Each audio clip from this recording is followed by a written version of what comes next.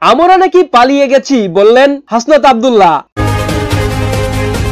বৈষম্য বিরোধী ছাত্র আন্দোলনের কেন্দ্রীয় আহ্বায়ক হাসনাত আব্দুল্লাহ বলেছেন, কেউ কেউ ভারতে বসে বসে গুজব ছড়াচ্ছে আমরা নাকি দেশ ছেড়ে পালিয়ে গেছি। দেশ থেকে পালিয়ে কোথায় আসছি?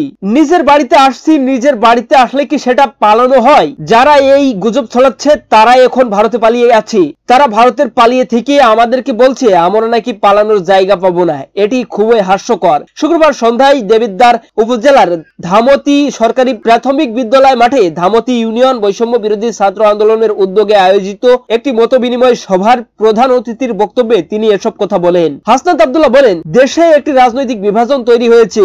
এই বিভাজনে আলটিমেটলি লাভ তাদের যারা ভারতে পালিয়ে আছে।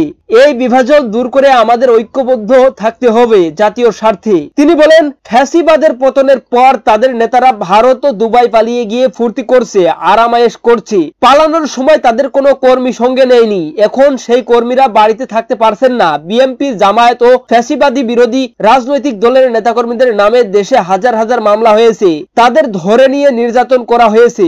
ইমাম ও আলেম ওলামাদের উপর নির্যাতন করা হয়েছে। ছিল ঢাকায় ঘুম থেকে উঠে দেখে 14 গ্রামে গাড়ি পড়ানোর মামলার আসামি। এসব কিছু ফ্যাসিবাদী আমলে দেখেছি।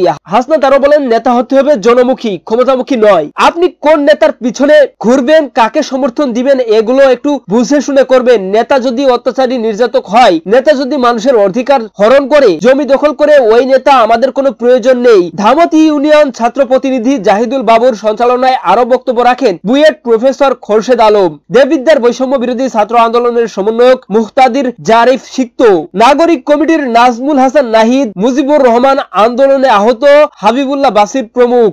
দর্শক, এই ছিল আজকের সর্বশেষ আপডেট নিউজ। সকল প্রকার আপডেট নিউজ সবার আগে পেতে আমাদের চ্যানেলটি সাবস্ক্রাইব করে পাশে থাকুন। ধন্যবাদ সবাইকে। আল্লাহ হাফেজ।